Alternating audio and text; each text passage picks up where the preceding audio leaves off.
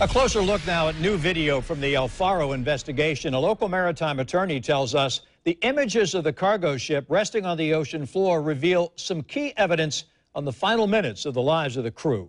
The ship sank back on October 1st in the middle of Hurricane Joaquin. Tarek is joining us now to tell us why this attorney thinks the 33 men and women on board may have had time to try to escape before the ship went under. Tarek. Well, Lindsay, the NTSB used a remote operated vehicle to locate and search the ship. This is some 15,000 feet below the surface of the ocean. And even though the voice recorder hasn't been found yet, a maritime expert says he has a vague idea of what could have happened in the last moments of the crew members' lives. Resting on the ocean floor in an upright position is the El Faro freighter with its stern buried in roughly 30 feet of sediment. But look closely at these freeze frames pulled directly from the video, revealing evidence of the crew's attempted escape from the ship, according to maritime attorney Rod Sullivan. What I think I'm seeing here is people desperately trying to get off of a sinking ship and into life rafts who had some time to do it and unfortunately didn't survive.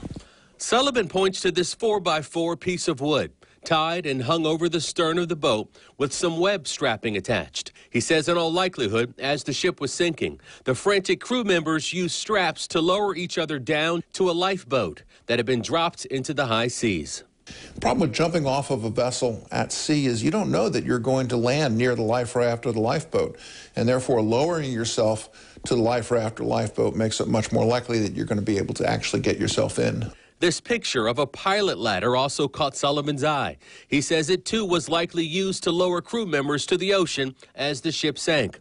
He says this evidence could be critical for the victims' families and their lawyers, who may soon be able to say with certainty that the victims suffered in horror. If I've interpreted this correctly, that means that the crew had a substantial period of time when they were in fear for their lives and they were in terror.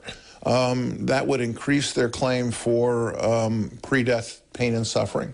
The vessel landed upright on the ocean bottom, which according to Sullivan reveals that the El Faro didn't capsize, but instead took on water and quickly sank. Sullivan says the top two decks of the ship were totally separated from the structure of the boat, which could have happened as the boat sank 15,000 feet below the surface, the pressure shearing away the top portion of the ship. Now, NTSB investigators suspect a different reason for the two top decks of the El Faro being sheared off. And investigators said that could have been the result from the winds during Hurricane Joaquin.